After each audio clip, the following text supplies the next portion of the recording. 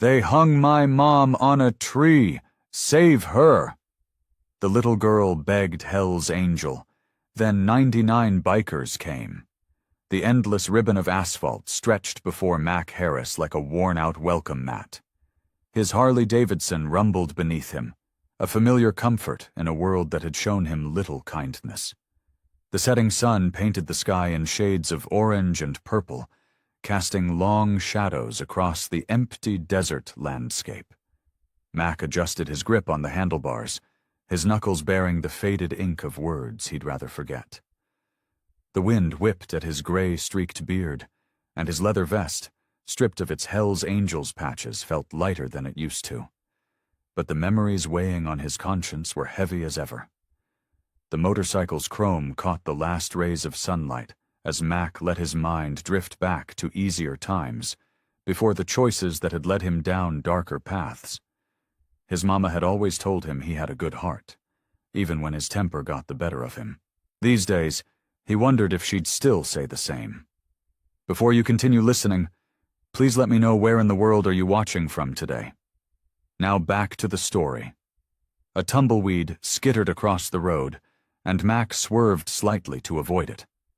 The action was automatic, like so many things had become in his life. Ride, eat, sleep, repeat. Keep moving, keep the past at bay. The desert seemed to understand his need for solitude, offering nothing but empty miles and the occasional cactus standing sentinel against the darkening sky. His tank gauge was running low, matching his spirits. The old Harley had been drinking fuel faster than usual, probably needed a tune-up. Mac spotted a sign ahead, its paint peeling but still readable. Gas, food, 2 miles. Perfect timing, as usual. Sometimes he wondered if the road itself looked out for old riders like him. The air grew cooler as darkness crept across the land. Mac's headlight cut through the gathering gloom, creating a tunnel of visibility that seemed to shrink with each passing minute. The stars were beginning to peek out overhead, bright pinpoints in a vast emptiness that matched how he felt inside. The gas station appeared like a mirage, its fluorescent lights buzzing in the twilight. It was one of those old-style places that had probably seen better days during the Reagan administration. A single pump stood like a tired soldier, and the small convenience store's windows glowed with a weak yellow light. Mac downshifted, the Harley's engine growling lower as he turned into the station's cracked concrete lot. The place was deserted except for a rusty pickup truck parked on the far side, looking like it hadn't moved in years.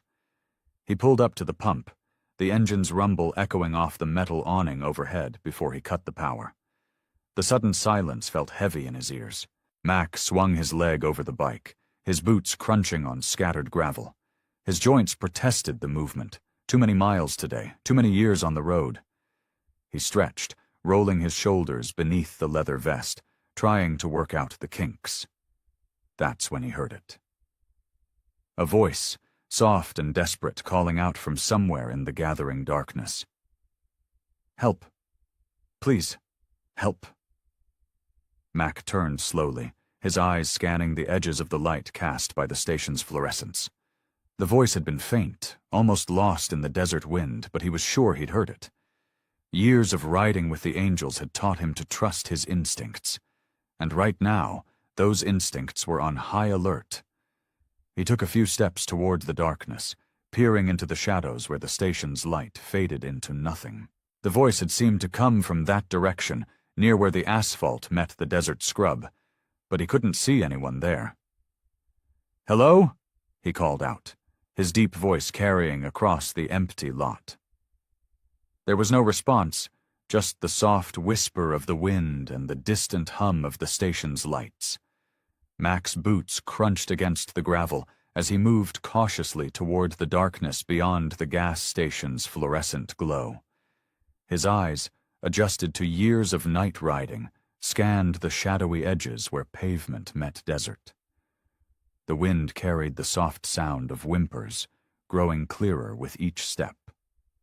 A small figure burst from the darkness, running full tilt toward him. In the harsh light of the gas station, he could see it was a little girl, her face streaked with tears and dirt. Her brown hair was tangled and wild, clothes dusty and torn, as if she'd been running through brush. She couldn't have been more than 8 years old.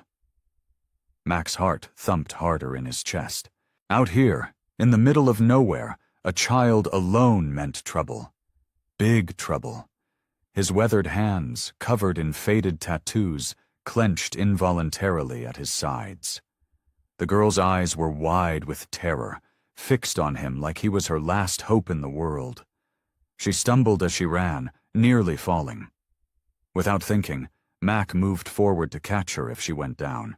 His large frame, intimidating to most, seemed to offer her comfort rather than fear. That surprised him. Kids usually took one look at his tattooed arms and beard and ran the other way. "Hey, easy there," he said, trying to soften his normally gruff voice. "What's wrong, little one? Where are your folks?" The girl's chest heaved with panicked breaths. Her small hands clutched at her sides as she tried to speak between gasps. Tears continued to stream down her face, cutting clean trails through the dirt on her cheeks. Her whole body trembled like a leaf in a storm.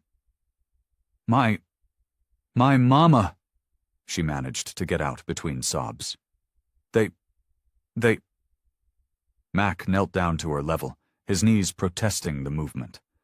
Up close, he could see scratches on her arms and face, probably from running through the desert scrub. Her sneakers were scuffed and covered in red dust. She'd been running for a while. "Take a deep breath," he said, keeping his voice steady and calm despite the growing concern in his gut. "What's your name?" Samantha, she hiccuped, trying to control her breathing. "Okay, Samantha, I'm Mac. Can you tell me what happened?" Instead of answering, Samantha's legs gave out. She collapsed at his feet, her small hands grabbing desperately at his leather vest.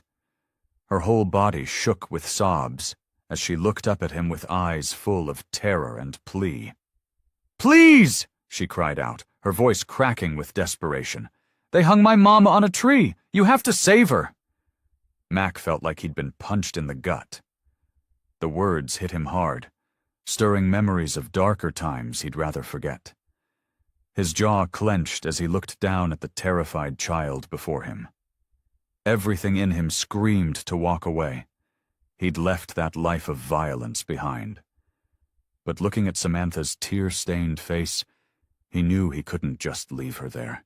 He hesitated for a moment, his past and present warring inside him. The weight of what helping might mean pressed down on his shoulders. But as he watched another tear roll down Samantha's cheek, he made his choice. Mac guided Samantha to a concrete barrier at the edge of the gas station lot. The fluorescent lights hummed overhead as he helped her sit down, her small frame still shaking. He crouched in front of her, trying to make his bulky presence less intimidating. "Take your time," he said softly. "Tell me what happened to your mama." Samantha wiped her eyes with the back of her hand, leaving another smudge of dirt across her cheek. "We were at the Morrison farm," she began, her voice barely above a whisper. "Mama was talking to Mr. Morrison about some papers." She wrapped her arms around herself, as if trying to hold herself together. "What kind of papers?" Mac asked, keeping his voice gentle. "I don't know exactly. Mama's a journalist." Samantha stumbled over the word. "She writes about bad people doing bad things. She said Mr. Morrison had proof about something important." Her lower lip trembled. "Then these men showed up in big trucks." Mac nodded encouragingly, though his gut twisted with worry. He'd seen enough in his life to know where this was heading. "What did these men look like?" "They had badges," Samantha said, her eyes growing wide with remembered fear.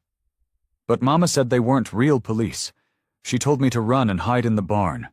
Her voice cracked. "I did what she said, but I could still see through the cracks in the walls." Tears welled up in her eyes again. They hurt Mr. Morrison real bad.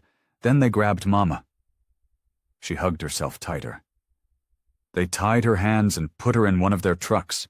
I followed them through the desert, staying hidden like Mama taught me. They—" Her voice broke completely. "It's okay," Mac said, resting his hand gently on her shoulder. "You're being very brave." Samantha took a shuddering breath. "They took her to this big oak tree.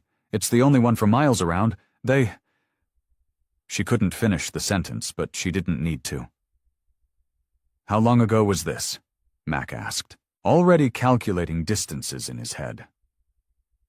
"Maybe an hour? I ran as fast as I could to get help." Samantha looked up at him with desperate hope. "Will you help my mama, please?"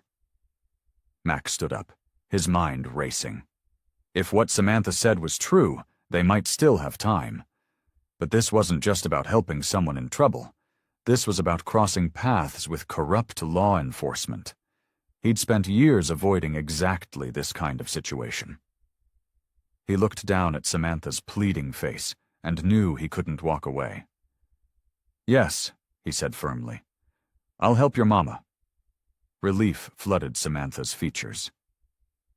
"Thank you," she whispered.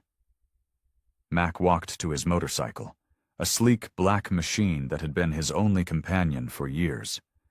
He grabbed his spare helmet from the saddlebag and returned to Samantha. "Can you show me where this tree is?" She nodded quickly. "Yes, I remember the way."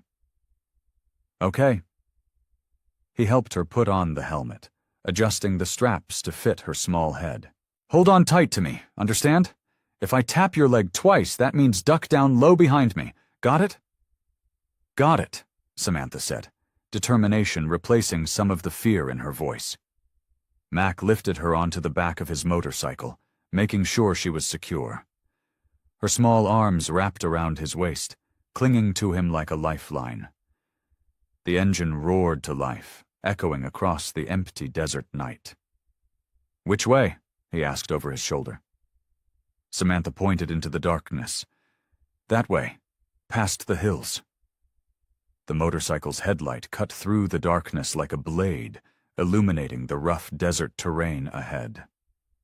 Samantha's small fingers dug into Mac's leather jacket as they sped across the empty landscape. The wind whipped around them, carrying the scent of sage and dust. "Left!"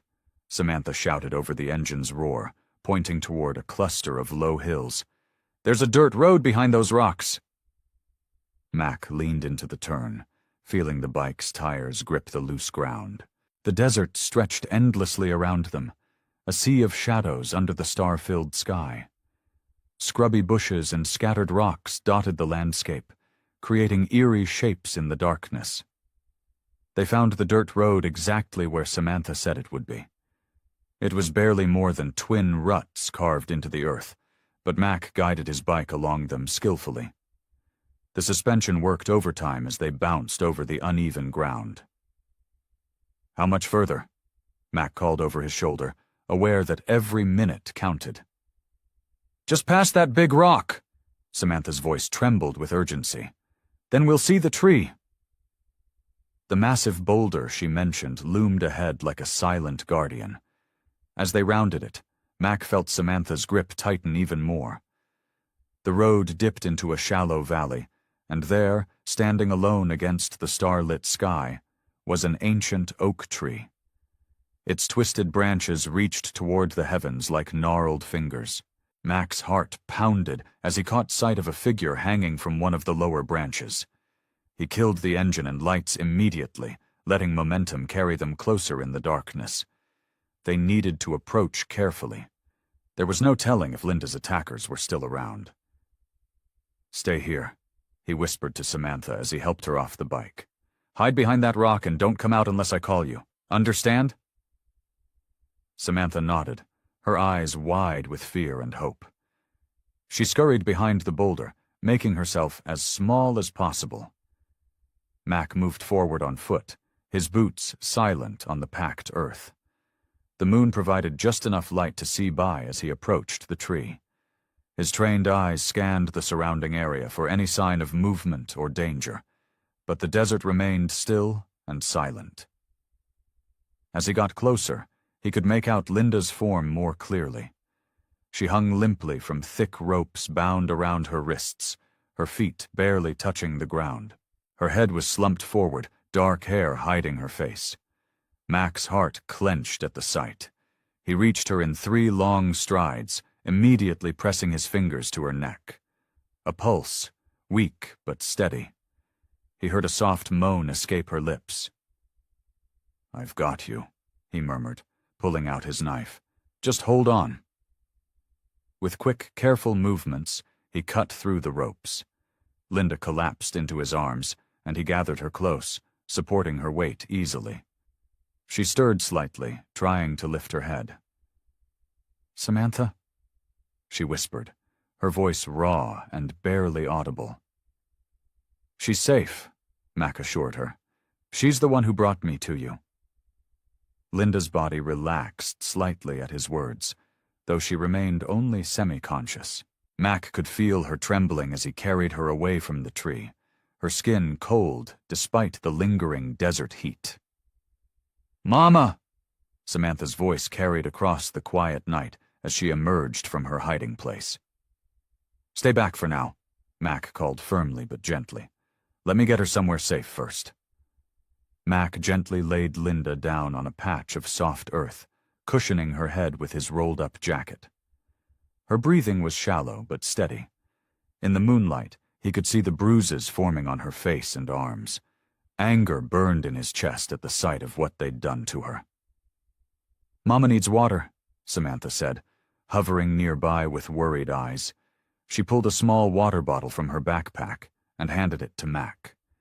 He carefully lifted Linda's head, helping her take small sips. Color slowly returned to her face, and her eyes flickered open, focusing first on her daughter, then on Mac. "Thank you," she whispered, her voice hoarse. She tried to sit up, but Mac placed a gentle hand on her shoulder. "Take it easy," he said. "You need to rest for a minute." Samantha knelt beside her mother, taking her hand. "I was so scared, Mama, but I knew I had to find help." Linda squeezed her daughter's hand weakly. "You did good, baby. You did real good."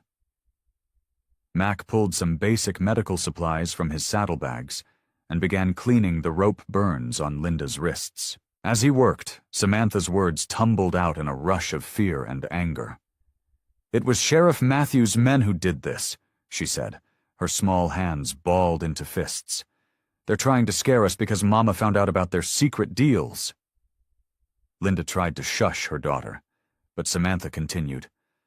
"They're stealing land from people, Mama. You said so yourself. They make fake papers and threaten people until they leave, and the sheriff helps them do it." Mac's hands stilled for a moment as he processed this information. He'd seen corrupt officials before, but going after a woman and her child, that was a special kind of evil. "I'm an investigative journalist," Linda explained, her voice stronger now. "I've been gathering evidence about land fraud in this county for months. Properties being seized illegally, documents falsified." She winced as Mac wrapped a bandage around her wrist. "But I didn't expect them to come after us like this." "They threatened us before," Samantha added, her voice small. "But this time they took Mama while I was at school. When I got home—" Her voice cracked, and tears welled up in her eyes. Linda reached out to stroke her daughter's hair. "I'm so sorry you had to see that, baby. I never meant for any of this to touch you." Mac sat back on his heels, studying them both.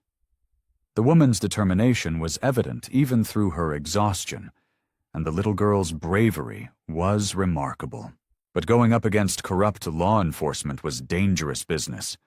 He knew that better than most. "These men," he asked carefully, "how deep does their influence go?" "The sheriff, deputy, county clerk, even some judges," Linda replied. "They've built quite a network over the years. I was close to exposing everything when they—" She gestured weakly at the tree behind them. Samantha looked up at Mac with pleading eyes. "We can't go home. They'll find us there." Linda tried to push herself up again, panic crossing her face. "We need to leave. Now. They'll be back to check." "Hey, easy now," Mac said, steadying her. He made a decision then, knowing it could change everything. "I'm not letting you face this alone. I'll keep you both safe." The promise came naturally, despite the weight of what it meant. Looking at Linda's grateful expression and Samantha's hopeful eyes, Mac felt the familiar tightening in his gut that came with knowing he was walking into trouble. Taking on a corrupt sheriff and his crew wasn't what he'd planned for tonight. It would be dangerous, maybe more dangerous than anything he'd faced before.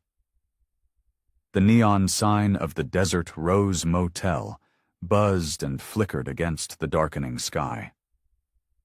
Mac guided his motorcycle into the far corner of the parking lot, positioning it for a quick exit if needed. Linda sat behind him, her arms wrapped weakly around his waist, while Samantha was nestled safely between them. The motel was the kind of place that didn't ask questions. Paint peeled from the walls, and some of the window screens hung loose, but it would do for now. Mac helped Linda off the bike, supporting her weight as she stumbled slightly. "Room's around back," he said, leading them to unit number 7. The key stuck in the lock for a moment before turning. Inside, 2 queen beds faced an old TV bolted to the wall. The carpet was worn thin in places, but the room smelled clean enough. Linda sank onto the nearest bed with a grateful sigh, while Samantha immediately curled up next to her mother. "I don't know how to thank you," Linda said, her voice stronger now.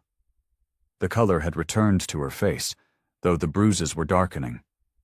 "You saved my life back there." Mac shrugged, uncomfortable with the gratitude in her eyes. "Anyone would have done the same." "No," Linda shook her head. "They wouldn't. Most people would have kept riding." She brushed Samantha's hair back from her face. "My daughter knew better than to trust just anyone. She saw something in you." Samantha nodded solemnly. "You looked kind, even though you're scary looking." A small smile tugged at Mac's lips. He was about to respond when headlights swept across the window. Multiple vehicles pulled into the parking lot, their engines cutting off one by one. Mac moved to the window, carefully peering through a gap in the curtains. His jaw tightened at what he saw. 3 pickup trucks had parked in a semicircle near his bike. Men were climbing out, 6 of them, all armed. At their center stood a tall figure in a khaki uniform, a sheriff's badge gleaming on his chest. "Sheriff Daniels," Linda whispered, her face pale. She pulled Samantha closer. Heavy boots crunched on gravel, moving toward their room. A sharp knock rattled the door. "We know you're in there," the sheriff's voice carried through the thin wood, cold as ice. "This doesn't have to get messy. Just send Mrs. Thompson out and we can all go home." Mac positioned himself between the door and the beds. He could feel the weight of his knife against his leg, but he knew he was outgunned. "Come on now," Daniels called again. "You don't want to get involved in this, friend. This woman's been causing trouble, spreading lies about good people. We're just here to have a conversation with her." Linda stood up shakily, pushing Samantha behind her. "They'll kill me if they get me again," she whispered to Mac. "They won't let me expose what they've done."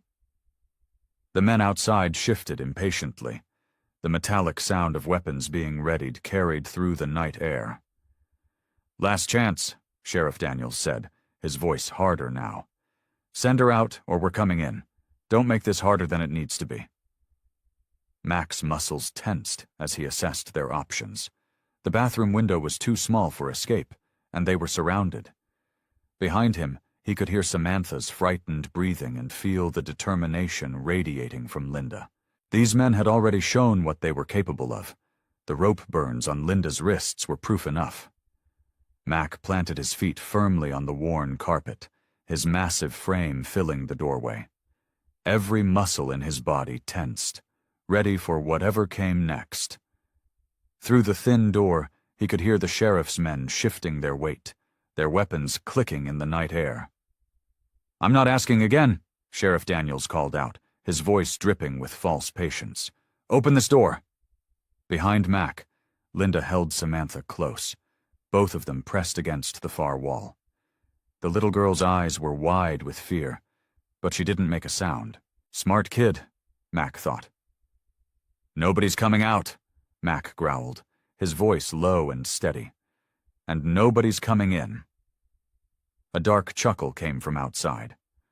"Well, now look who's playing hero." The sheriff's boots scraped against the concrete as he stepped closer to the door. "You must be that Hell's Angel who's been passing through. Word travels fast in a small town." Mac remained silent, his eyes scanning the room for anything he could use as a weapon. The lamp was too flimsy, the chair too awkward. His knife felt heavy against his leg, but he knew better than to draw it against 6 armed men. "Listen here," the sheriff continued, his tone shifting from amusement to steel. "That woman in there? She's been causing trouble, sticking her nose where it doesn't belong, making accusations she can't back up." He paused, and when he spoke again, his voice was closer to the door. "We're just going to have a friendly chat with her. Set things straight." Linda's voice shook, but carried strength as she called out, "Is that what you call hanging someone from a tree, Sam? A friendly chat?"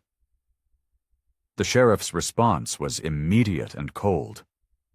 "Now, Linda, you know better than to make such wild claims. Nobody's going to believe the word of a troublemaker over the law." Mac felt his jaw clench. He'd seen enough corrupt authority in his time to recognize it instantly. The sheriff's badge might as well have been fool's gold. "Last time I checked," Mac said, his voice rumbling like distant thunder, "the law doesn't operate by lynching people." A tense silence followed. When the sheriff spoke again, the fake friendliness was gone, replaced by pure menace. "You don't want to make enemies here, friend. This isn't your fight. Step aside, and we'll forget we ever saw you." Mac thought of Samantha's tears when she'd found him, of Linda hanging from that tree. Some fights chose you, and running wasn't always an option. "Not happening," Mac replied. The sheriff's laugh was sharp and cold. "Look at you all, noble. A Hell's Angel with a conscience." His voice dropped lower, meant for Mac alone. "This town is too small for your kind, Hell's Angel. Leave now, or you'll regret it." Mac didn't respond, but his resolve crystallized in that moment. He'd spent years running from his past, trying to find redemption. Maybe this was where he made his stand. Behind him, Samantha's small hand found his, squeezing it tight. He squeezed back gently, a silent promise. Whatever came next, he would protect them, even if it meant facing down an entire corrupt town. Looking at Linda's determined face and Samantha's trusting eyes, Mac knew he'd made the right choice. Some things were worth fighting for, and family, even one you'd just found, was at the top of that list. The rumble of engines faded into the distance as the sheriff and his men finally left. Mac kept watch through a gap in the curtains until their taillights disappeared around the corner. Only then did he let his shoulders relax slightly. Linda sank onto the bed, her hands trembling. "They'll be back," she whispered, pulling Samantha close. Mac nodded, reaching for his phone. The old flip phone felt heavy in his hands. He hadn't opened it in months. He'd kept it charged, though, just in case. His thumb hovered over the keypad before punching in a number he knew by heart. "Boss?" A gruff voice answered on the third ring. "That really you?" "Hey, Tank," Mac said, his voice softening at the sound of his old friend. "Need to call in that favor you owe me." There was a shuffling sound on the other end, followed by the clink of a bottle being set down. "Must be serious if you're breaking radio silence," What's the situation?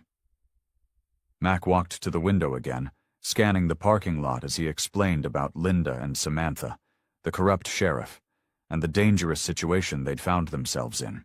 He kept his voice low, but in the small motel room, Linda and Samantha could hear every word. Sounds like old times, Tank said when Mac finished. The 99 riders have been getting bored anyway. How many you need? Bring everyone you can trust, Mac replied. This sheriff's got the whole town in his pocket. Could get messy. You got it, boss. We'll ride through the night. Should be there by morning. Tank paused. Good to hear your voice again. Yeah, Mac said, his throat tight. You too, brother. After hanging up, Mac turned to find Linda and Samantha watching him. Linda's eyes were full of questions, but it was Samantha who spoke first. Who are the 99 riders? She asked, her small voice curious despite her exhaustion. Mac sat down in the rickety chair by the window. They're family, he said carefully. Good people who look out for each other. We used to ride together before I left. Why did you leave? Linda asked softly. Mac's fingers traced one of his tattoos absently. Needed to find my own way. Make peace with some things. He looked up at them. But they're good people. Tank, the one I just called, he's the best man I know. Linda nodded slowly. How many will come? Probably around 20, Mac said. All experienced riders, all loyal. And they'll help us? Linda pressed. Just like that? Mac's lips curved in a small smile. That's what family does. They spent the next hour planning, discussing options, possible safe houses. Linda shared more details about the sheriff's operation, the land grabs, the threats, the people who'd disappeared. Mac listened, his expression growing darker with each revelation. The clock on the bedside table showed just past midnight, when Samantha, who had been quiet for a long time, spoke up. Can we trust them? Her question hung in the air, heavy with the weight of their situation.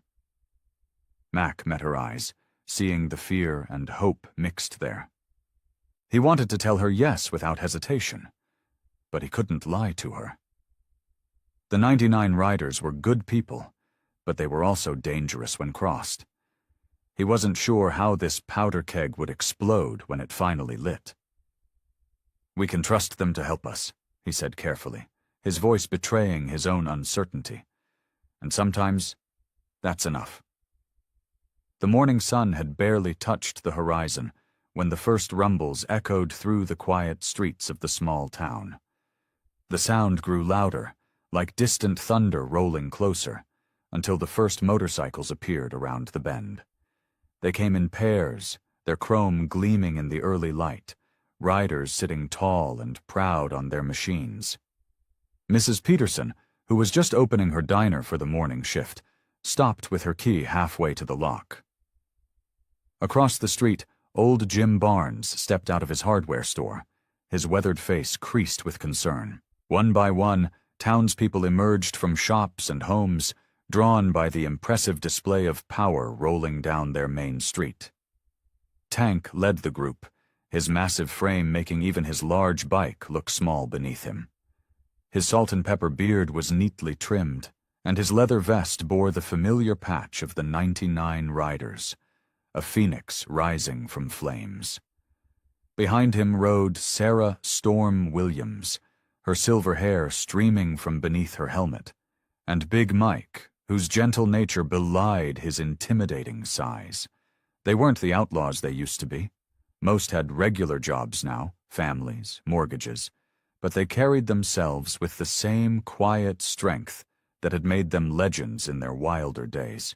23 riders in total, each one ready to stand against injustice, just like in the old days. Mac waited in front of the motel, his heart swelling at the sight of his old family. Linda and Samantha watched from behind the curtains, their eyes wide as the parade of motorcycles pulled into the parking lot with military precision. Tank was the first to dismount, crossing the distance to Mac in 3 long strides. The two men embraced, years of brotherhood evident in the way they clapped each other's backs. "Looking soft, boss," Tank rumbled, but his eyes were kind.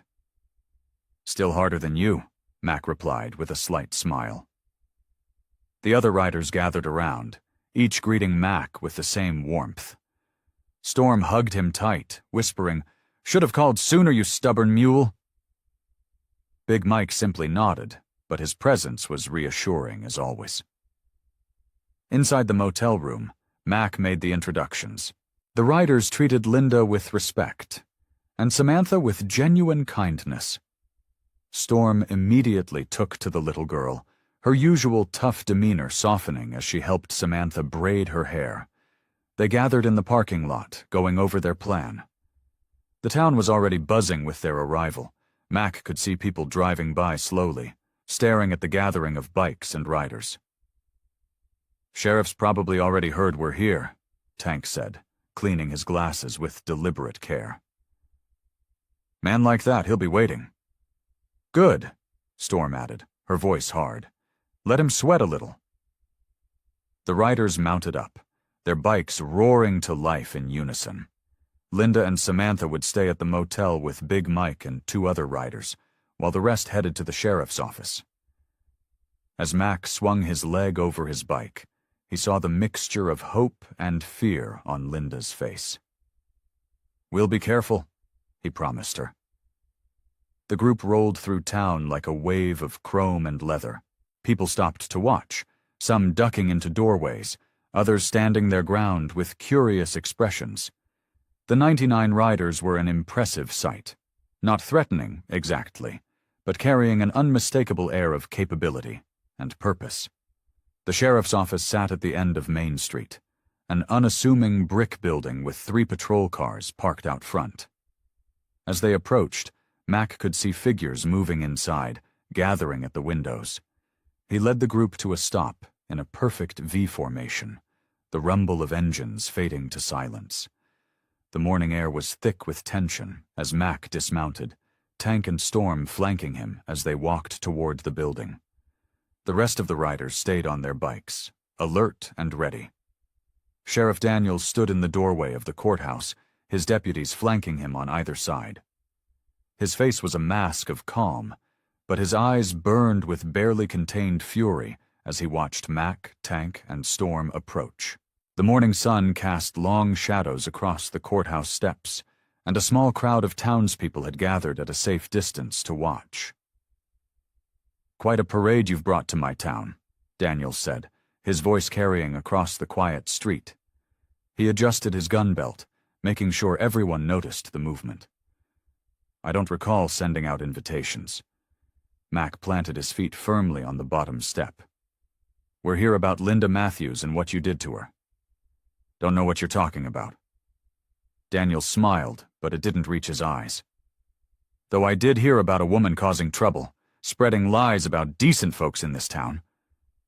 Storm stepped forward, her leather vest creaking. "We've seen the proof. Those bruises on her neck tell a pretty clear story." "You're out of your jurisdiction," one of the deputies snapped, his hand resting on his holster. Tank's deep voice rumbled like distant thunder. "And you're out of your mind if you think we're leaving." More deputies emerged from inside the courthouse, bringing their number to 8.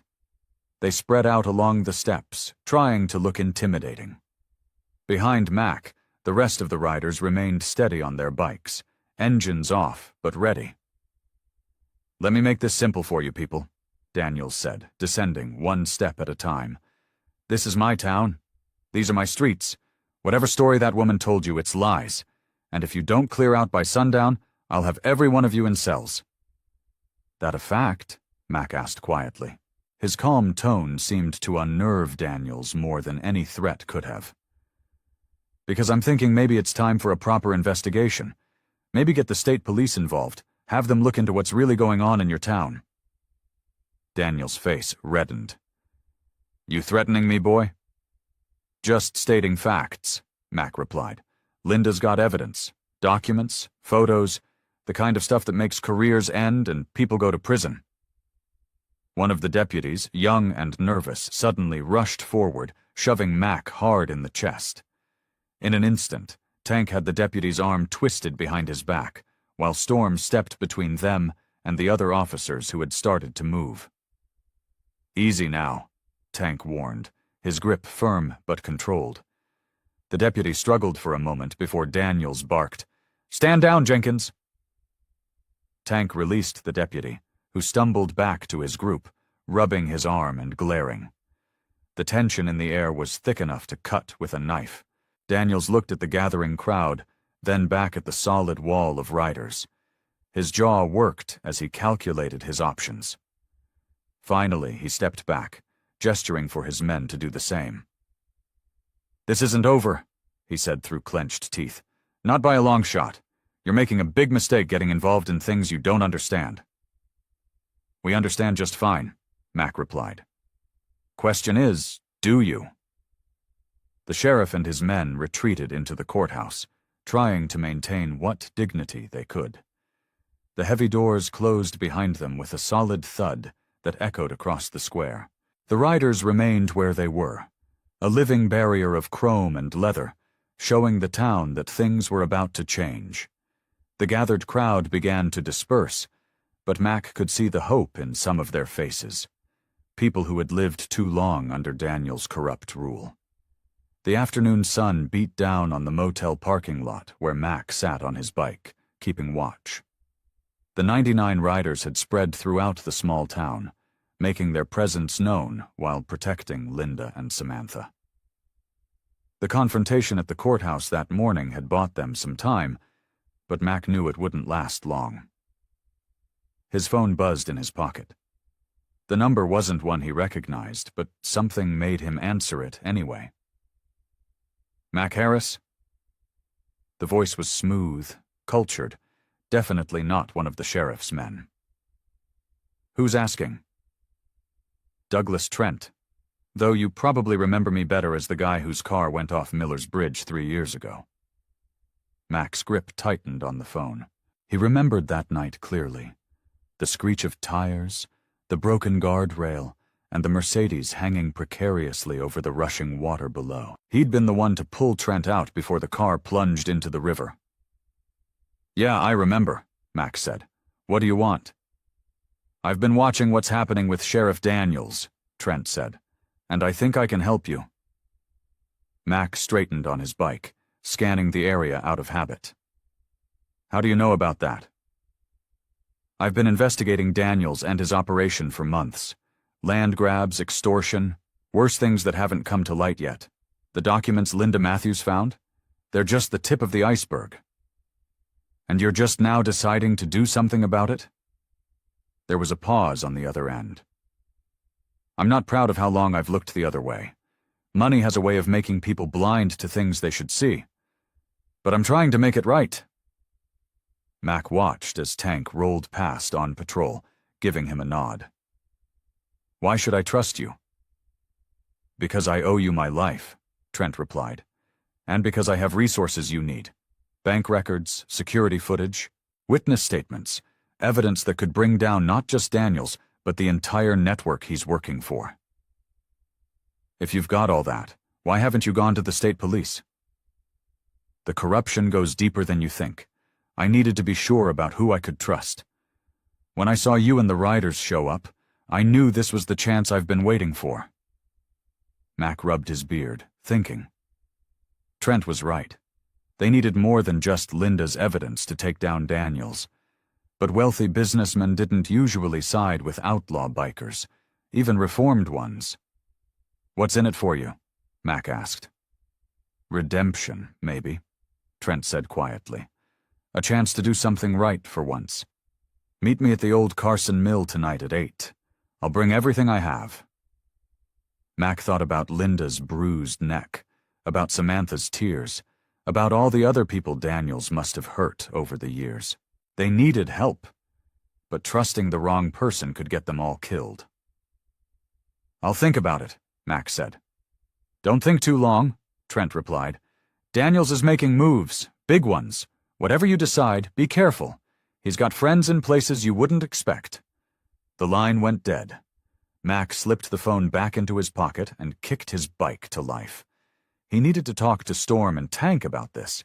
Trent's help could be exactly what they needed, or it could be a trap that would destroy everything they were fighting for. Either way, 8 o'clock was coming fast, and Mac had a decision to make. The old Carson mill loomed against the darkening sky, its abandoned shell a reminder of better days. Inside, Mac stood with his arms crossed, watching as Douglas Trent spread documents across a dusty workbench. The light from portable LED lamps cast long shadows on the walls, while members of the 99 riders formed a protective circle around them. "These are property records," Trent explained, pointing to a stack of papers. "Daniels has been forcing people to sell their land for pennies on the dollar. When they refuse—" He glanced at Storm, one of the senior riders. "Well, you've seen what happens." Storm, a weathered woman with silver streaks in her dark hair, picked up one of the documents. "How'd you get these?" "I'm on the board of 3 local banks," Trent said. "These transactions raised red flags, but nobody wanted to look too closely, including me." He straightened his tie, a nervous habit that seemed out of place in the grimy mill. "I also have surveillance footage from my office building. Shows Daniels meeting with known criminals." Tank, a burly rider with a salt and pepper beard, grunted. "Footage ain't worth much if the state police are in his pocket." "That's why we need to go bigger," Trent said. "I have contacts at the FBI field office in Denver. They've been building a case against corruption in small-town law enforcement. This could be exactly what they need." Mac paced the concrete floor, his boots echoing in the vast space. "FBI means waiting. Linda and Samantha need protection now." "We can do both," Storm said, studying the documents. "The riders can keep them safe while we gather more evidence. We've got people watching every road into town." Trent nodded. "I can have my security team monitor Daniel's movements. They're ex-military, discreet. They'll report anything suspicious." "And what about Linda's evidence?" Mac asked. "The files she found about the land deals?" "We need to get those files to my contact at the FBI," Trent replied. "But we have to be smart about it. Daniels has eyes everywhere." The riders murmured among themselves, and Mac could feel their unease. They were used to direct action, not playing cat and mouse with corrupt officials. "Here's what we do," Mac said, drawing everyone's attention. "Storm, you and your team keep watching Linda and Samantha. Tank, get some of our people to follow Daniel's deputies. I want to know every move they make." "What about me?"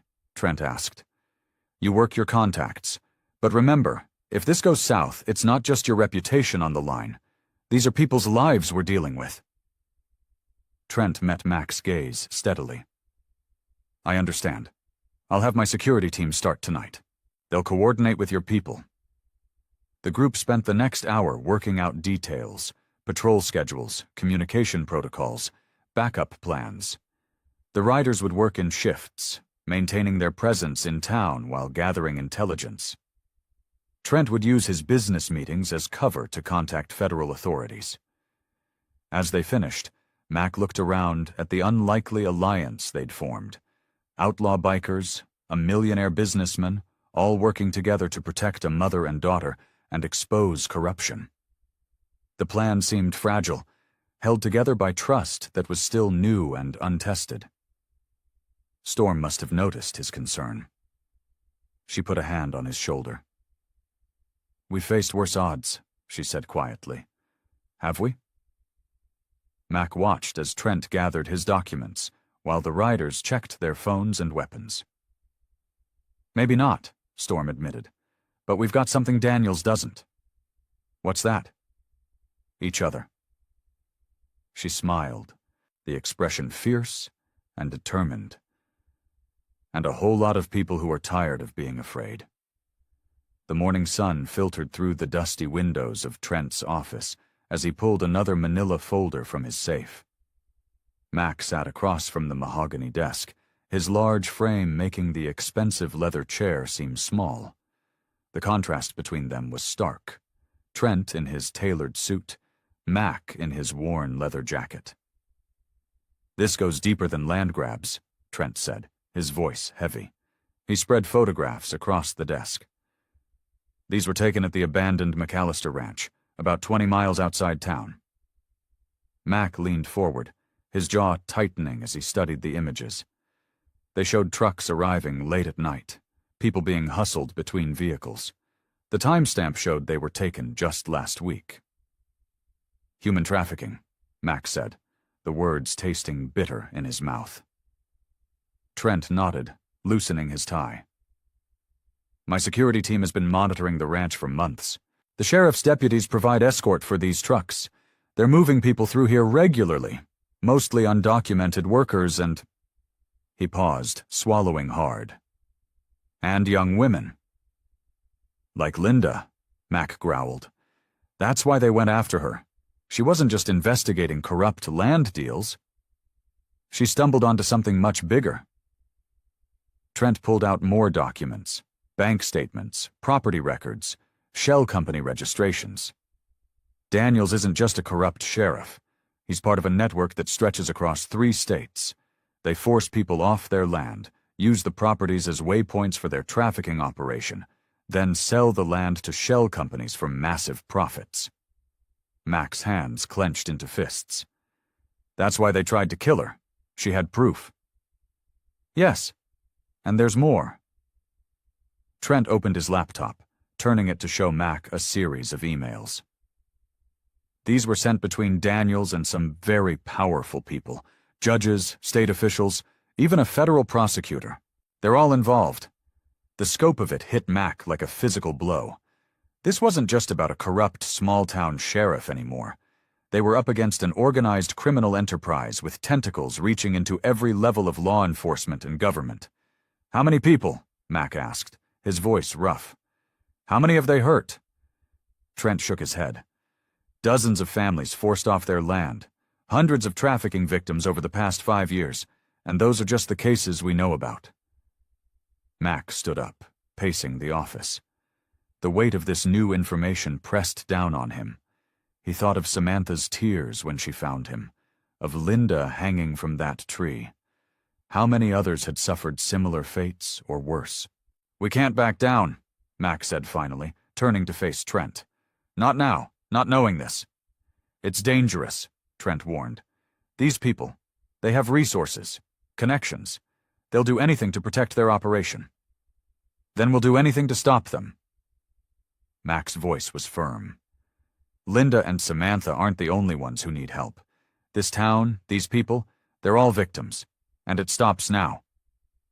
Trent studied him for a long moment, then nodded. "I'll make the calls.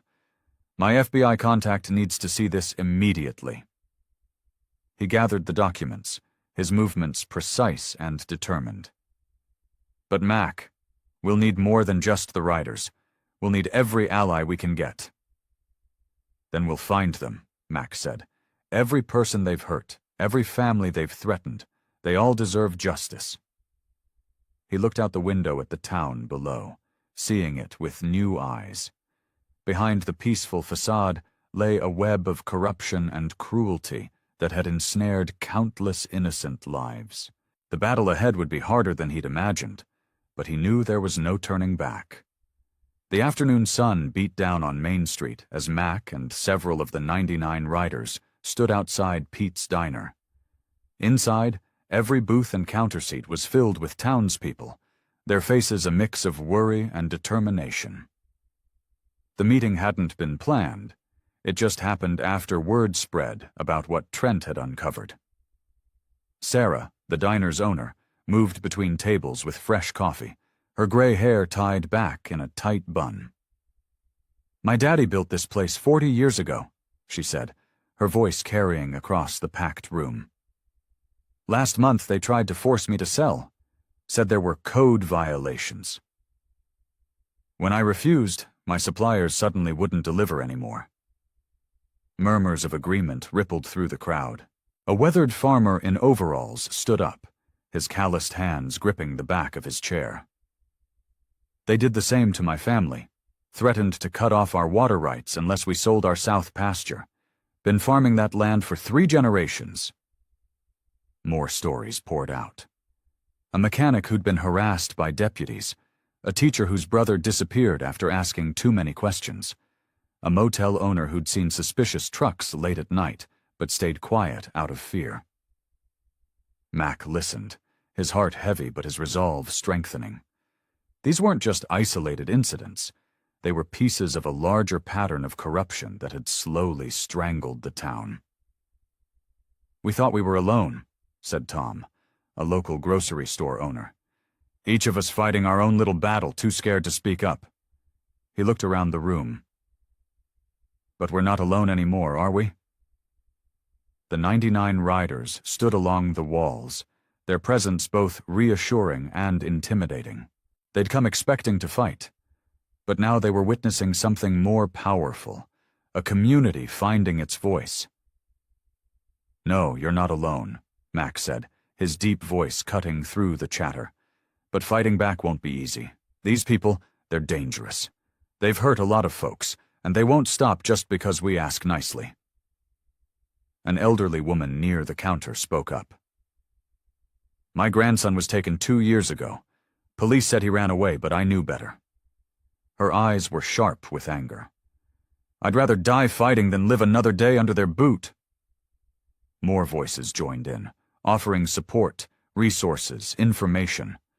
A construction worker knew the layout of the sheriff's compound. A former deputy had records he'd kept hidden. A nurse had treated victims at the local clinic and documented their injuries. As the sun began to set, casting long shadows through the diner's windows, Mac felt a shift in the air. The fear that had gripped this town was turning into something else. Determination, unity, strength. The 99 riders gathered their motorcycles outside, preparing for what was to come. The townspeople emerged from the diner, heading home to make their own preparations. Tomorrow would change everything, one way or another. Mac stood by his bike, watching the last rays of sunlight fade. Around him, his fellow riders checked their gear and shared quiet conversations. The weight of leadership pressed down on his shoulders, not just for the riders now, but for an entire community that had placed their trust in him. Jake, one of the older riders, approached him. "Never thought I'd see the day. Bikers and townspeople standing together like this." "People can only take so much before they fight back," Mac replied, his eyes on the darkening horizon. "Sometimes they just need to know they're not fighting alone." The stars began to appear overhead as the riders made their final preparations. There was no turning back now. Too many people were counting on them. Too many wrongs needed to be made right. The moon cast long shadows across the abandoned warehouse at the edge of town. Mac and 3 other riders crouched behind rusted shipping containers, watching as expensive cars pulled into the gravel lot. The air was thick with tension and the smell of dust. "4 cars so far," whispered Ray, one of the riders, adjusting the small camera hidden in his jacket. "Sheriff's cruiser just pulled up." Mac nodded, his heart pounding against his ribs. They'd gotten the tip about this meeting from Trent's sources, a gathering of all the major players in the criminal operation. One chance to get the evidence they needed. Sheriff Daniels stepped out of his cruiser, his badge catching the moonlight. He walked with the confidence of a man who thought he owned the world. Behind him, 2 deputies carried briefcases, their hands never far from their weapons. "Remember," Mac breathed to his team, "we're just here to watch and record. No engaging unless absolutely necessary." The small group moved silently toward the warehouse's back entrance. Years of riding had taught them how to move quietly, despite their size. They found a spot in the rafters where they could see and hear everything below. Inside, a group of well-dressed men gathered around a large table. Maps were spread out, showing land parcels throughout the county. Sheriff Daniels took his place at the head of the table, his smile cold and calculated. "Gentlemen," the sheriff's voice echoed in the empty space, "we've had some complications with our recent acquisitions. Seems some of our neighbors aren't being very cooperative." A man in an expensive suit spoke up. "The Harris problem needs to be dealt with. He's stirring up trouble, making people brave." Mac's jaw tightened at the mention of his name. Ray's camera clicked softly, capturing every face, every document laid out below. "That situation is under control," Daniels replied, pulling out a stack of papers. "We have other matters to discuss. The new highway project starts next month, and we need to secure these properties before then." The meeting continued, with each word damning the sheriff and his associates further.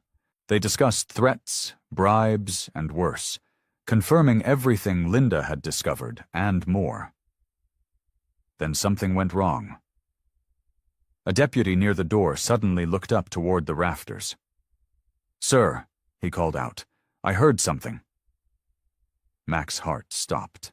A piece of old wood had cracked under Ray's foot, sending debris falling to the floor below. "Check it out," Daniels ordered, his hand moving to his holster. The riders began their careful retreat, but the old building betrayed them again. More wood cracked, and this time there was no mistaking the sound of movement above. "We've got company!" someone shouted. The first gunshot rang out, splitting the night air. Mac and his team scrambled through their escape route, bullets splintering wood around them.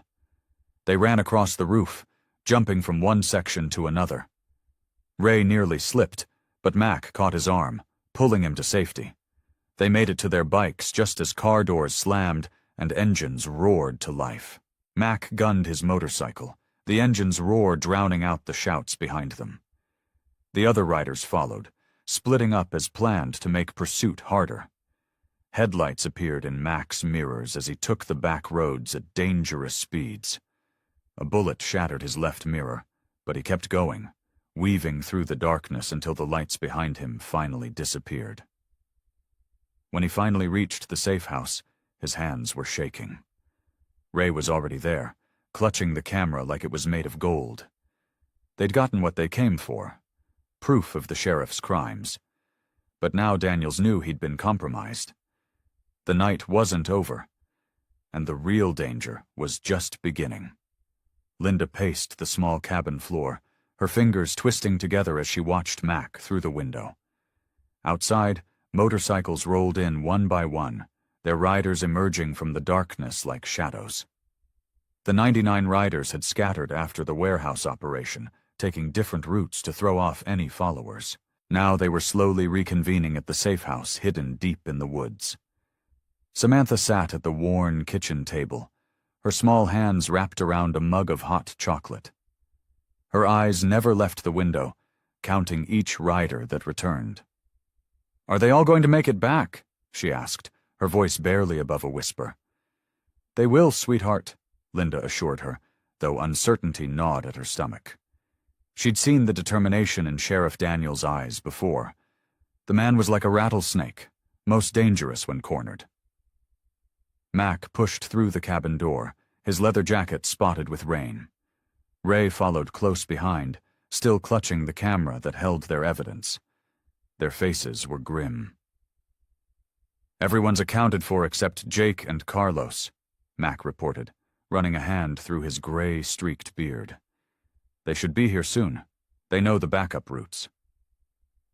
Linda watched as Ray connected the camera to a laptop they'd set up on the table. The screen flickered to life, showing images from the warehouse meeting. Her breath caught as she recognized faces. Not just the sheriff, but businessmen, politicians, people who were supposed to protect the town. "We got what we needed," Ray said, his voice tight with tension. "Everything they said about the land grabs, the threats, the trafficking operation, it's all here." Mac's large frame seemed to fill the small room as he moved to study the images. "But now they know we're onto them. Daniels isn't going to wait around for us to use this." A motorcycle engine rumbled outside, the distinctive sound of Jake's Harley. Moments later, he burst through the door, his face pale despite the ride. "They're setting up roadblocks," he reported between heavy breaths. "Carlos got stopped at one, but he managed to duck down a side road. Sheriff's got his men all over town."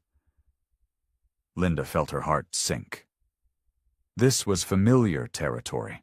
The closing of the net, the tightening of the noose. She'd been running from these men for so long, and now she'd dragged others into her fight. "Mama?" Samantha's small voice cut through the tension. "Are we going to have to run again?" Before Linda could answer, another rider burst through the door. "We've got company," he shouted. "Black SUV coming up the access road." Everyone froze. Mac moved to the window, his body tense. The headlights swept through the trees, but the vehicle stopped short of the cabin's clearing. A single figure stepped out, leaving something at the base of a tree before speeding away. They waited 10 minutes before Mac ventured out to investigate. He returned with a manila envelope, his expression dark as he read the note inside. "It's from Daniels," he said, his voice rough. "Get out of my town by sunrise, or I start taking pieces of your family apart, starting with the ones you've made here." There's pictures of every rider's home, their families. Linda felt sick. This was exactly what she'd feared. Innocent people being threatened because they'd tried to help her. She opened her mouth to speak, but Mac cut her off with a raised hand. "Don't," he said firmly, knowing she was about to suggest surrendering herself. "We're in this together now, all of us." The room fell silent as the reality of their situation sank in. They had the evidence they needed, but they were trapped, surrounded by enemies, and running out of time. The sheriff's message was clear. This was his territory, and he wasn't going to let them expose his operation without a fight.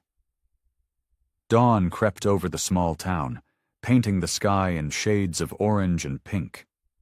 Main Street lay empty, except for a few early risers peeking nervously through their windows. The 99 riders had positioned themselves strategically around town, their bikes gleaming in the morning light. Mac stood in front of the courthouse steps, his weathered hand steady on the handlebars of his motorcycle. Linda and Samantha were safe at Douglas Trent's estate outside of town, protected by trusted riders. The evidence they'd gathered was ready to be broadcast to state authorities, but first they had to deal with Sheriff Daniels. "Town sure looks different," Ray commented, pulling up beside Mac on his own bike.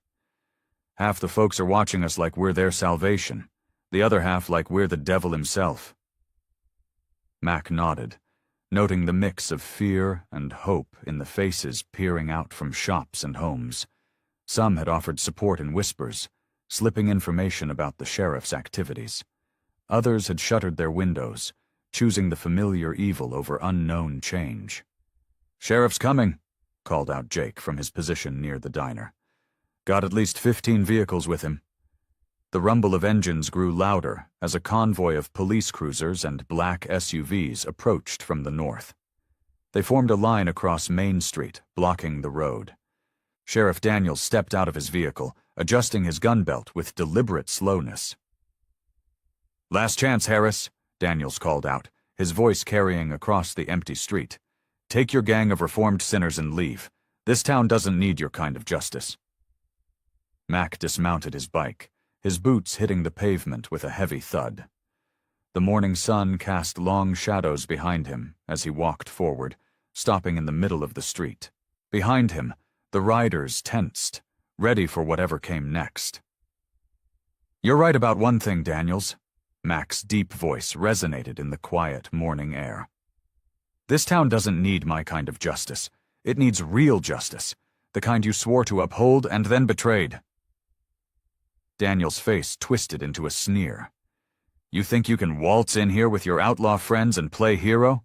I've kept this town running for 20 years. These people know where their bread is buttered." "These people," Mac gestured to the watching townspeople, "deserve better than a corrupt sheriff who trades in human lives and stolen dreams." More vehicles appeared at the edges of town, state police cruisers that Trent had called in. The sheriff's men shifted nervously, but Daniel stood his ground, his hand hovering near his weapon. "You're making a mistake, Harris," Daniels growled, his facade of control cracking. "You think you've changed? That you're some kind of reformed man? Once an outlaw, always an outlaw. You're no better than me." Mac took another step forward. The morning breeze carried the scent of desert sage as tension crackled between the two men. Behind them, both sides waited, weapons ready, the whole town holding its breath. "You're wrong, Daniels," Mac said, his voice steady and clear. "I know exactly what I am. I've faced my demons. Now it's time for you to face yours." The sheriff's hand twitched toward his gun. The sound of weapons being drawn echoed from both sides of the street. The moment stretched like a rubber band pulled too tight, ready to snap. "This ends today," Mac declared, his stance solid as a mountain. "One way or another, your reign over this town is over." The first shot came from somewhere behind the sheriff, shattering the tense silence. Chaos erupted as both sides dove for cover. The riders, disciplined despite their past, held their positions while returning fire. The sound of gunshots echoed off the buildings, making Main Street feel like a war zone. Mac rolled behind a parked car, his heart pounding. Through the mayhem, he spotted 3 of the sheriff's men trying to flank their position. "Ray, on your left," he shouted, warning his friend just in time.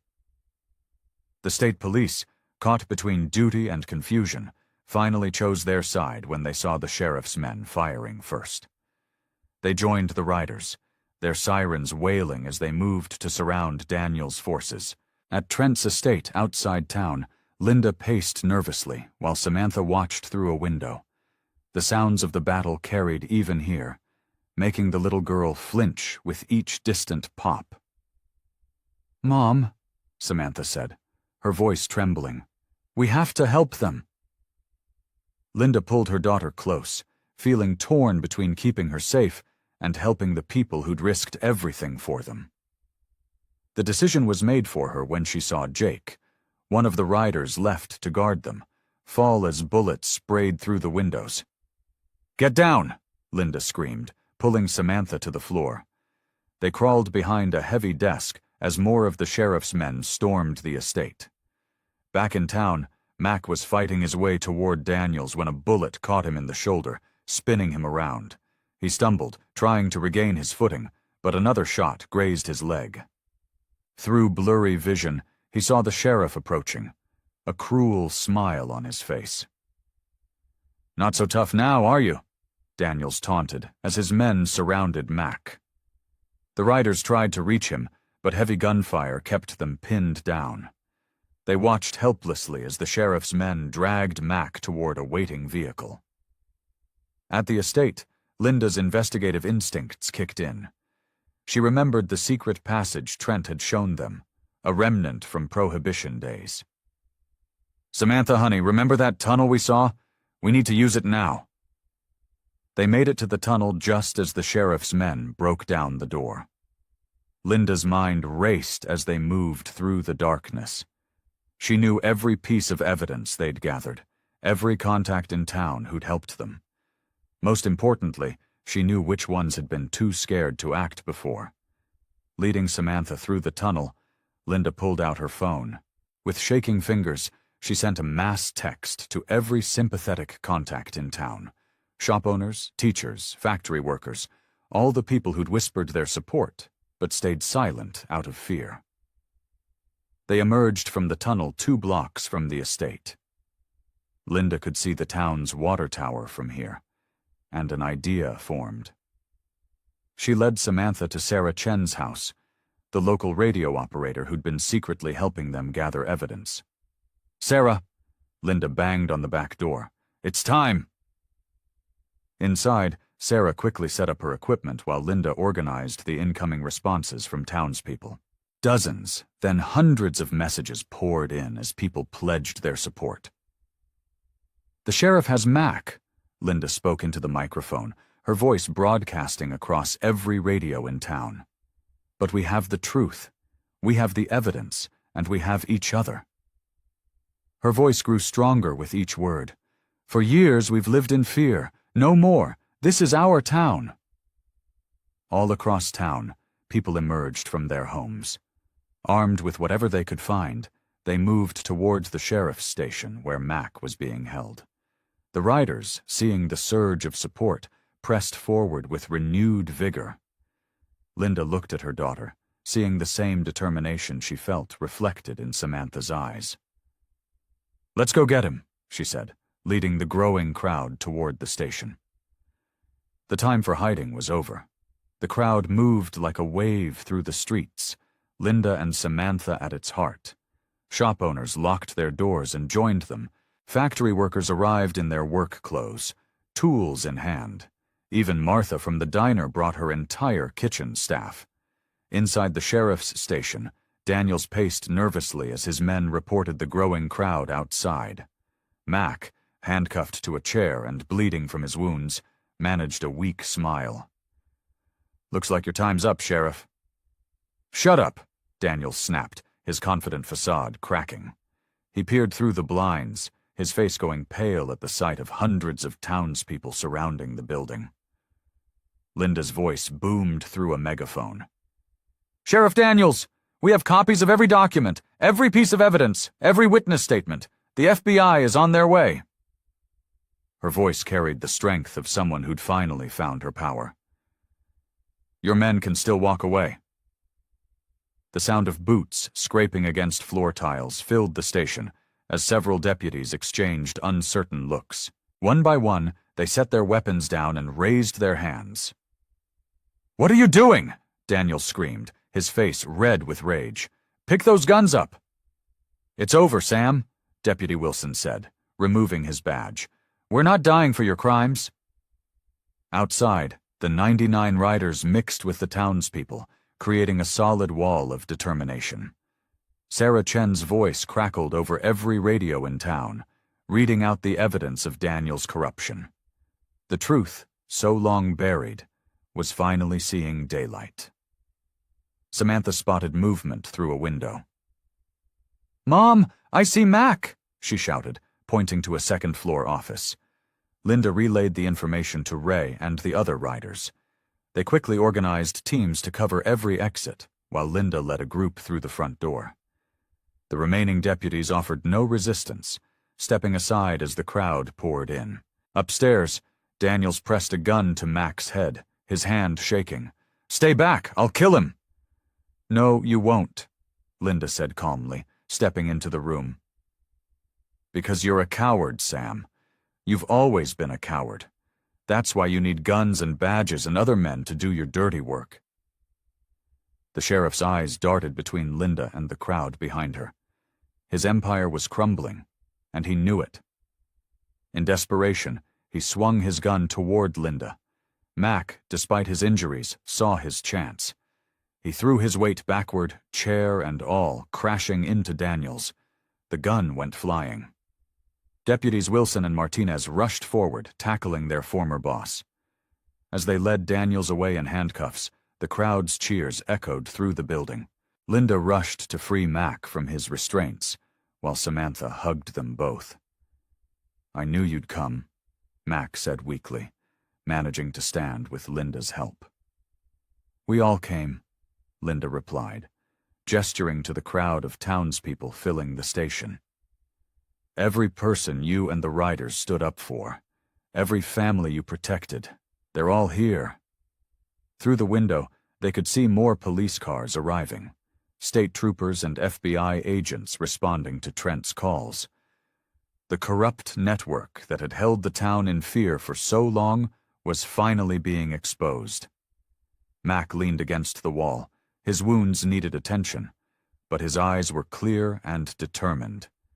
He looked at Linda and Samantha, then at the riders and townspeople who'd risked everything to fight back. Despite his pain, he felt stronger than ever. They all did. Together they had found the courage to stand up and take back their town. The battle wasn't finished. There would be arrests to make, evidence to process, and wounds to heal. But as Linda helped Mac down the stairs, surrounded by their unlikely family of bikers and townspeople, they knew they would see it through to the end. FBI agents swarmed through the sheriff's station, collecting evidence and taking statements. Outside, A line of patrol cars waited to transport Daniels and his men to the federal detention center. The setting sun cast long shadows across the town square, where crowds still lingered, watching justice finally arrive. Mac sat on the steps of the station, his injuries freshly bandaged by paramedics. Every breath hurt, but he refused to go to the hospital just yet. He needed to see this through to the end. Linda sat beside him, her hand resting gently on his shoulder, while Samantha dozed against his side, exhausted from the day's events. Ray, one of the senior riders, approached with a grim expression. "Just got word from the feds. They found everything. Land deed forgeries, offshore accounts, evidence of trafficking operations. It's all coming down." He shook his head in disbelief. "But we lost 3 good bikes in the fight, and Jake's got a broken arm." "We'll replace the bikes," Mac said, his voice rough. "The important thing is we're all still breathing." Through the station's open doors, they could see agents escorting the last of Daniel's corrupt deputies out in handcuffs. The men kept their heads down, unable to meet the eyes of the townspeople they'd terrorized for so long. Sarah Chen from the local radio station pushed through the crowd, microphone in hand. She'd been broadcasting updates throughout the confrontation, making sure the truth couldn't be buried again. "Mr. Harris," she called out to Mac, "the people want to know. What happens now?" Before Mac could answer, Martha from the diner stepped forward. "I'll tell you what happens now," she said firmly. "We rebuild. We make this town ours again." She turned to Mac and the riders. "And these folks? They're welcome to stay as long as they want." Murmurs of agreement rippled through the crowd. The 99 riders, once viewed with suspicion, now stood as heroes. Town residents brought food and water, offered places to stay, and helped tend to the injured. Deputy Wilson, who'd helped take down Daniels, approached Mac with the sheriff's badge in his hand. "The state police will oversee things until we can hold proper elections," he explained. "But we're going to need help rebuilding the department the right way." Linda squeezed Mac's shoulder. "See? Sometimes the good guys do win." Samantha stirred and looked up at Mac with tired eyes. "Are we safe now?" Mac pulled her closer, careful of his injuries. "Yeah, kiddo, we're safe." As the crowd began to disperse, Mac surveyed the scene before him.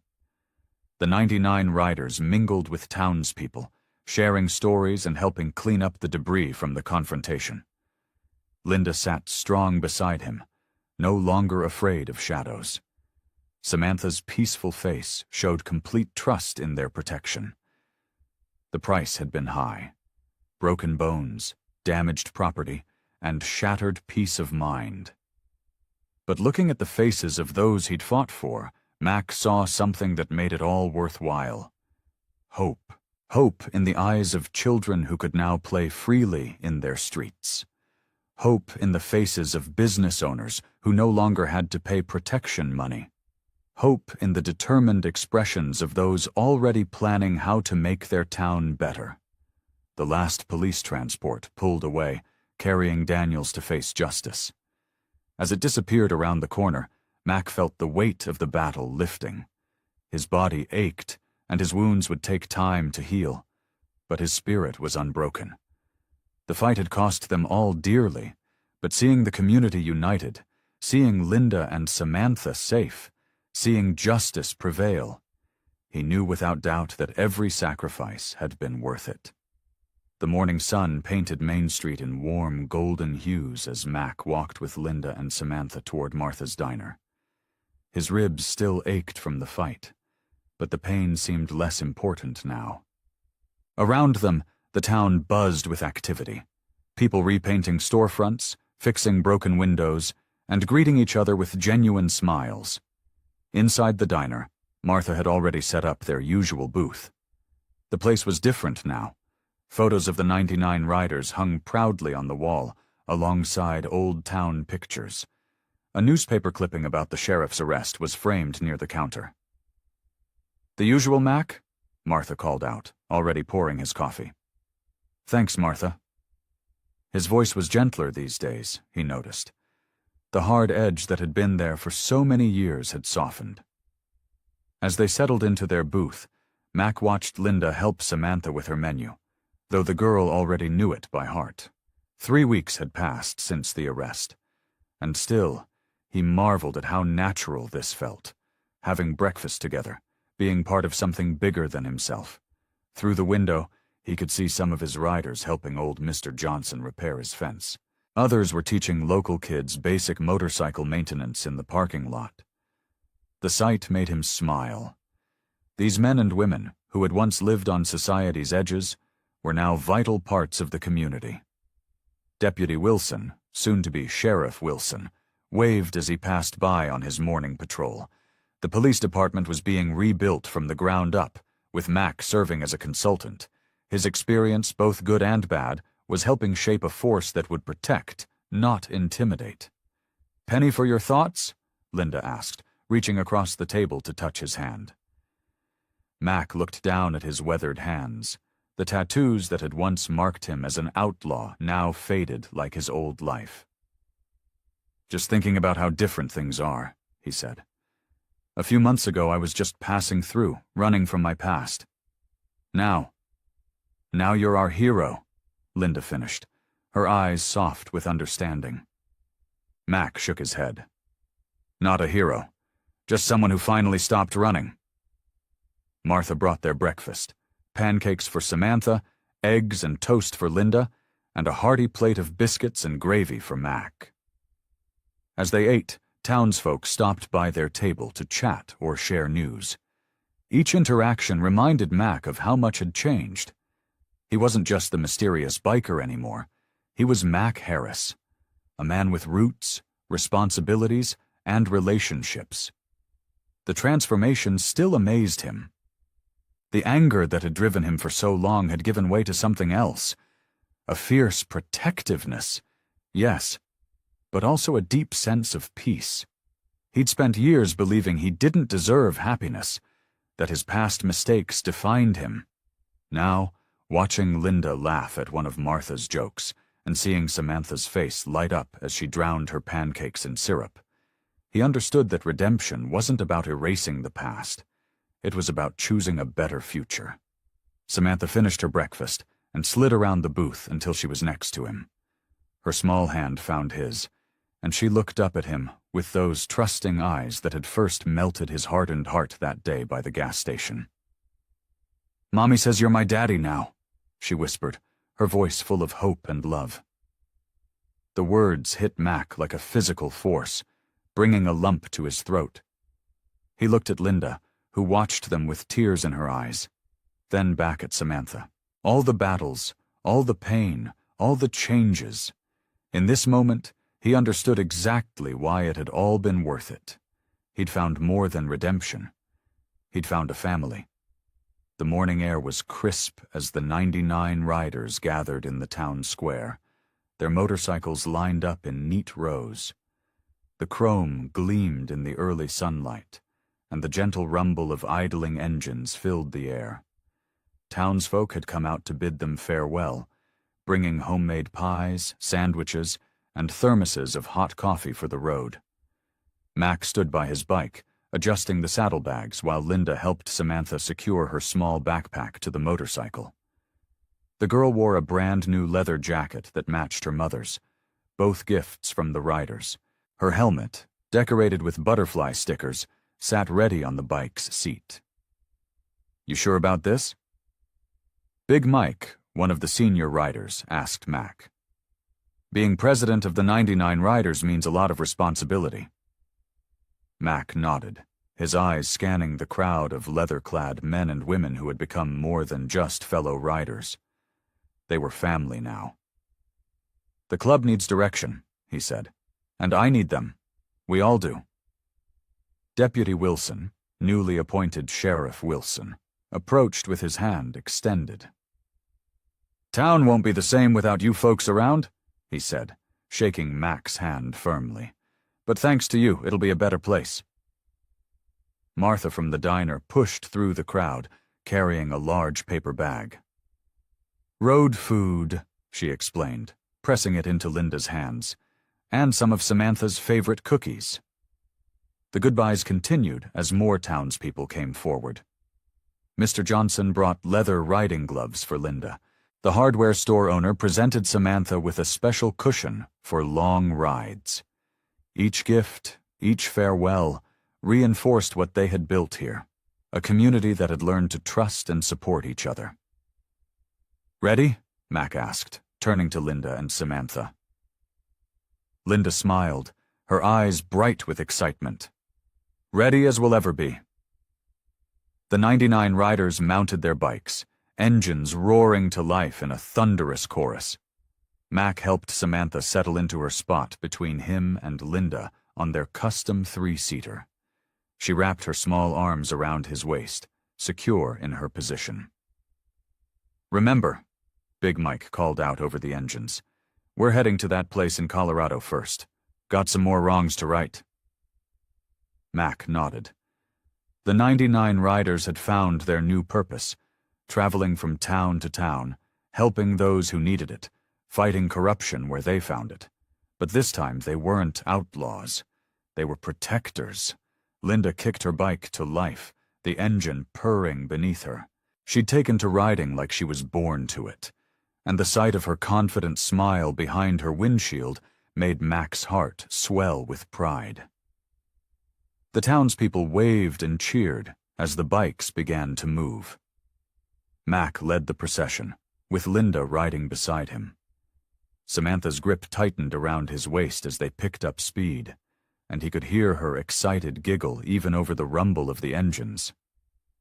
They rode past the gas station where it had all started, past the courthouse where justice had finally prevailed, and toward the open road that stretched endlessly before them.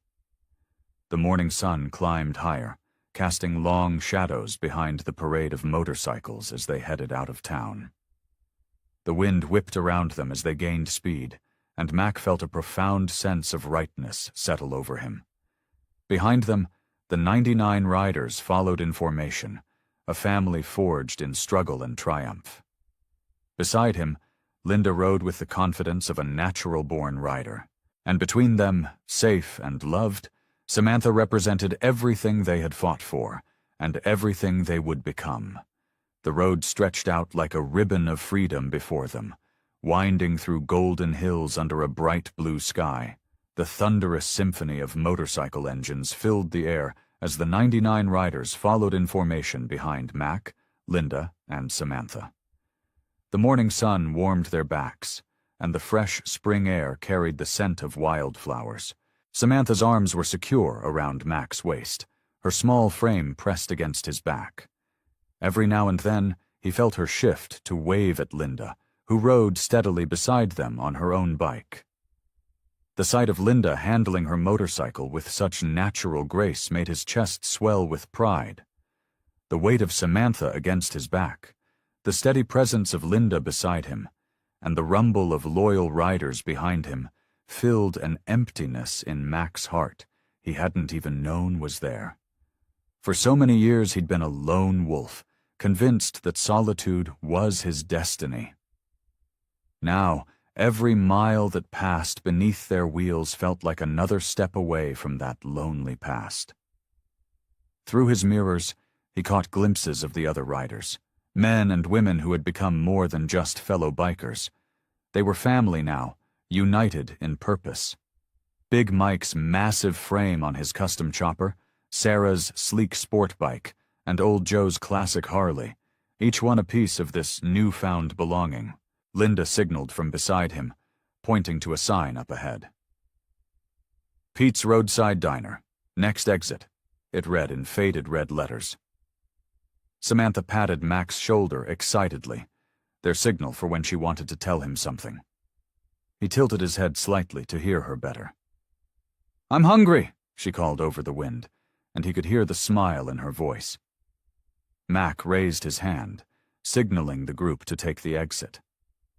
The procession of bikes slowed and turned off the highway, gravel crunching under their tires as they pulled into the diner's parking lot. The building was a classic silver trailer-style diner, its chrome exterior reflecting the mid-morning sun. As they dismounted, Samantha bounced on her toes, full of energy despite hours of riding. She pulled off her butterfly-stickered helmet, her braids slightly mussed, and her face glowing with happiness.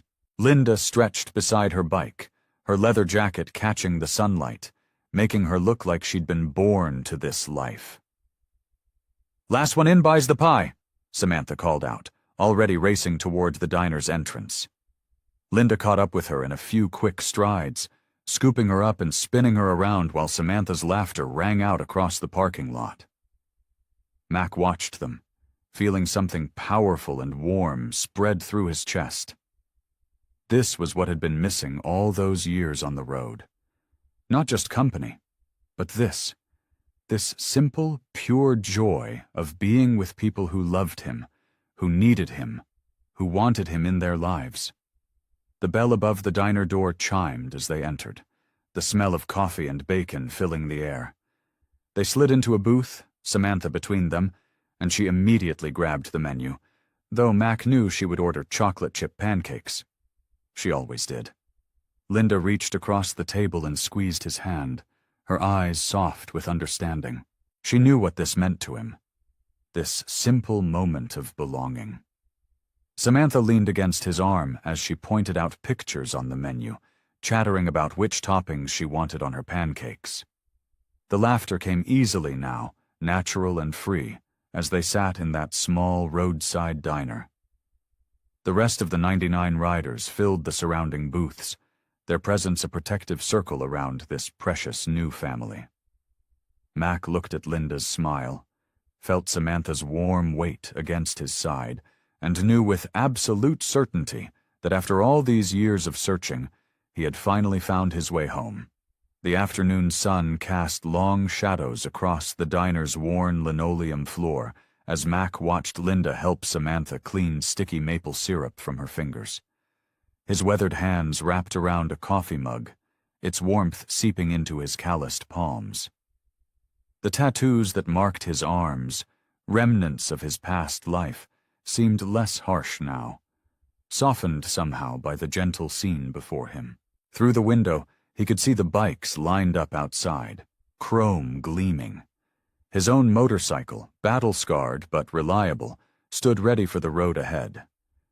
But for the first time in decades, the call of the open highway didn't fill him with that familiar restlessness.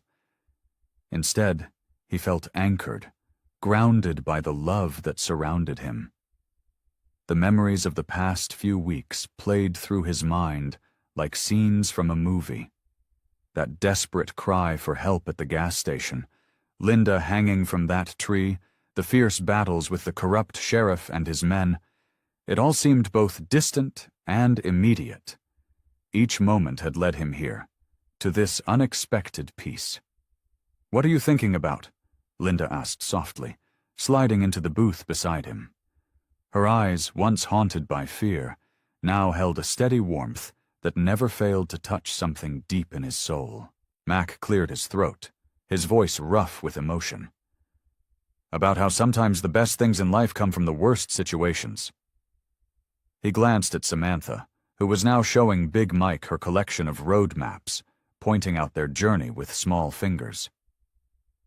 "Never thought I'd find this." Linda reached for his hand, her fingers intertwining with his.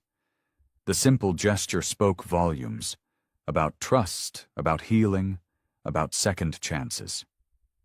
The gold band on her finger caught the light, a promise they'd made just days ago in a small chapel off the highway. Outside, the 99 riders were starting to gear up, their movements unhurried but purposeful. These men and women, who'd once been as lost as him, had found their own redemption in standing up for what was right. They'd become more than just a motorcycle club. They were guardians, protectors, family. Samantha bounded back to their table, her energy seemingly endless. "Can we ride through the mountains, Daddy?" The word still caught him off guard sometimes, filling his chest with a warmth he never thought he'd deserve. She pulled out her favorite map, already marked with colorful highlighters showing their planned route. "Sure can, sweetheart," he replied, his voice gentler than anyone from his past would have believed possible. The man who'd once been known only as Iron Harris had found softness in his heart, discovered that strength could exist alongside tenderness. As they prepared to leave, Mac helped Samantha with her helmet, checking the straps twice as always. Linda was already on her bike, looking natural and confident. The other riders waited patiently, ready to follow wherever the road might lead them. Mounting his motorcycle, Mac felt Samantha climb on behind him, her arms wrapping around his waist with complete trust. Linda pulled up beside them, and for a moment, they just sat there, 3 hearts beating in perfect harmony. The engines roared to life, a chorus of freedom and possibility. But unlike the countless times before when that sound had meant escape, now it sang of homecoming. Every mile they'd travel would be together, every horizon they'd chase would be shared. Through his mirrors, Mac caught Linda's smile, saw Samantha's excited wave. The road stretched out before them, endless and inviting, but for the first time in his life, the destination didn't matter. He had found what he'd been searching for all along. I hope you like this story.